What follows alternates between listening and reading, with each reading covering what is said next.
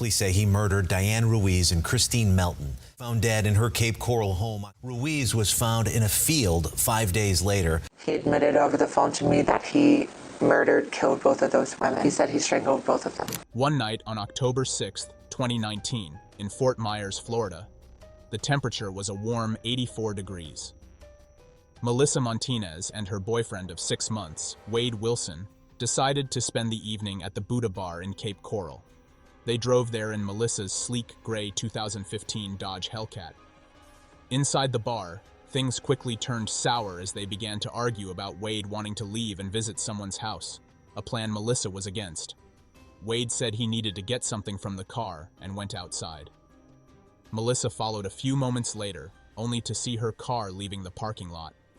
To her shock, she realized Wade had abandoned her. With no way to get home and not wanting to go back alone, she called her friend Amy. Amy quickly came to her rescue and took her back to her place. I was going to die that day. Ex-girlfriend of the Chihuahua Wade Wilson testifies to a violent incident. YouTube Melissa was exhausted and soon fell asleep. By 8 the next morning, she woke up groggily to find multiple missed calls from an unfamiliar number. When she finally answered, Wade's angry voice demanded to see her immediately. Melissa was uneasy because she knew about his violent history and drug use, but she agreed to meet him in a public place, her workplace. When Melissa arrived at Mila's spa, she immediately felt unusual. Wade had shown up in a car she did not recognize. She didn't see her Hellcat anywhere. As she got closer, she confirmed that the car he was driving was unfamiliar to her. Trying to stay calm, she walked up to the driver's side window. She asked Wade where her keys and car were. Wade remained calm and simply told her to get in the car. Melissa refused to get in, which made Wade quickly become aggressive. He tried to pull her into the car physically. At this point, Wade opened the car door, but he forgot to put the car in park. The car started rolling forward. In the chaos, Wade tackled Melissa to the ground. The car grazed both of their legs as they fell. Once on the ground, Wade began to beat her. Melissa tried to remember everything. The beating was a blur of punches, slaps, and choking. Wade was much larger than her, which made the attack even more brutal. Melissa finally managed to escape and ran to a nearby business for safety. At 8:48 a.m., Fort Myers police arrived at the scene after multiple 911 calls, reported a man assaulting a woman. Officer Tim McCormick met Melissa at the Mila Spa, where she identified Wade Wilson as her attacker. She told the police about the assault and mentioned that Wade was driving a black Nissan Versa. Wade had fled the scene, and the police quickly issued an alert for his capture. At the station, Melissa gave a detailed account of the events.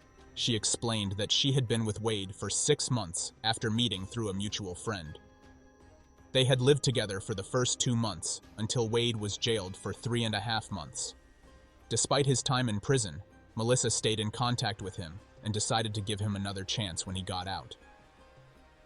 In court testimony, Wade's biological father, Stephen Testaseca, shared insights about his son's early life. Stephen introduced himself, stating he was self-employed in window and door replacement.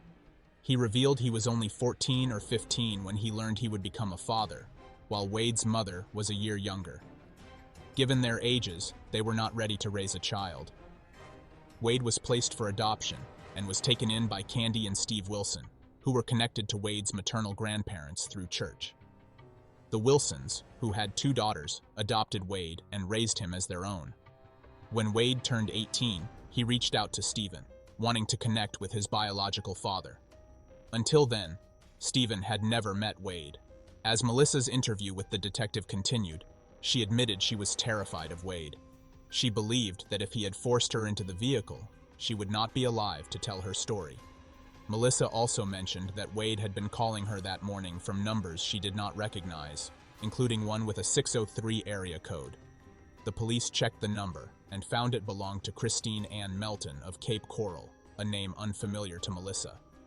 Officers quickly arrived at Christine Melton's home on Tudor Drive. To their surprise, officers from a neighboring jurisdiction were already on the scene, raising questions about the extent of Wade's connections and movements. Cape Coral police have confirmed they are investigating the death of a woman on Tudor Drive. She has been identified as 35-year-old Christine Melton. Viewers have reported that she was a waitress, and neighbors said they didn't see her very often and were curious about what happened. Yellow crime scene tape around her home suggests something serious has occurred. Christine Melton was described by those who knew her as a protector who loved fiercely, a precious soul, and an irreplaceable force. Cape Coral police have classified her death as suspicious and have launched a homicide investigation. Christine Melton's vehicle, a black Nissan Versa, was notably missing from her driveway. This discovery intensified the search for both Wade and the vehicle.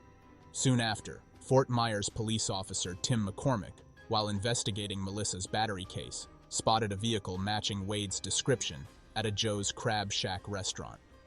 To ensure safety and coordination, Officer McCormick called for backup. He approached Wade, who claimed he was waiting for his girlfriend. Officer McCormick explained the need to detain him until his partner arrived.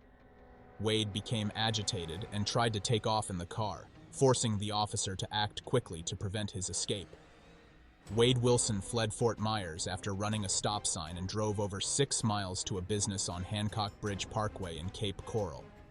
There, he approached Josh, a businessman he knew from a previous job, asking for money to buy a bus ticket out of town. When Josh refused, Wade, in a frantic state, claimed he had killed people the previous night. Alarmed, Josh stepped outside and called 911, reporting an unstable man who had confessed to committing violent acts and had a stolen car. As the search for Wade Wilson intensified, Cape Coral police discovered he was also wanted by the Fort Myers Police Department for his assault on Melissa. They set up a perimeter, but struggled to locate him. Meanwhile, another urgent case emerged involving the disappearance of Diane Ruiz, a 43-year-old mother of 2. Diane was reported missing after she failed to appear for her morning shift, and her abandoned purse was found along a roadway. Authorities identified a black 2019 Nissan Versa. Later that evening, Wade's biological father received a troubling call from him. Wade confessed to his father that he had killed 2 people and was a killer. Initially, his father thought it was just another story, but Wade's later call with more details changed his mind. He described how he had attacked a woman at her home and then choked another woman he picked up off the street. Wade told his father he had left the first woman's body because he couldn't lift her and had taken her car. For the second woman, he had run her over when she was still breathing. Wade's father, initially conflicted, ultimately decided to report the details to law enforcement. He obtained the address of the house where Wade was hiding by pretending to need to send him money. This critical information led authorities to intensify their search, focusing on the location provided by Wade's father. Wade's father provided crucial information about his son's whereabouts to a detective, who then alerted the U.S. Marshals Service and the Regional Fugitive Task Force.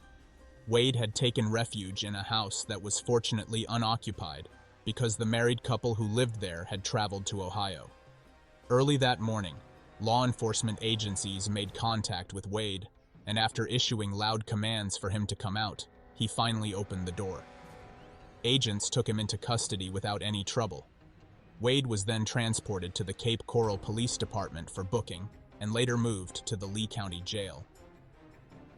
According to a report by Caitlin Greenicle published online on October 15, 2019, Melissa claimed that Wade had called her from jail the previous day. He confessed to her that he had killed Christine Melton and Diane Ruiz. Wade admitted that he strangled both women, explaining that he felt compelled to do it while under the influence of drugs, which he said had severely affected his mind. About 6 weeks after the deaths of Christine Melton and Diane Ruiz, the state attorney's office held a press conference to announce important developments in the case against Wade Wilson. State Attorney Amira Fox, Cape Coral Police Chief Dave Newlin, and their teams revealed that Wade Wilson had been indicted by a Lee County grand jury. He faced 2 counts of first-degree premeditated murder for the deaths of Christine and Diane. Wade was also indicted for battery grand theft of a motor vehicle, burglary of a dwelling, and first-degree petty theft. Christine's body was found in her Cape Coral home on October 7th, while Diane's body was discovered on October 12th in a field, 4 days after she went missing. The indictment was an important step in delivering some justice to the victims' families and the affected community. The press conference praised the meticulous work of Cape Coral detectives, including Detective Bell and Detective Jones, who were crucial in solving the case. Wade's initial court appearance occurred the following day via remote video. He was formally charged with the crimes and remained held without bail since October 8, 2019. His trial faced numerous delays. During this period, Wade made changes to his appearance, including adding facial tattoos. The defense requested that makeup be allowed to cover these tattoos to prevent jury bias, a request granted by the court, but ultimately not used by the defense. Wade's trial began on June 10, 2024. Witnesses testified about Wade's confessions to the murders, and the defense argued for diminished responsibility. After 2 hours of deliberation, the jury found Wade guilty on all counts. The penalty phase began on June 24th. But now, if you think that was an act of maniac, then you probably haven't met this guy on your screen.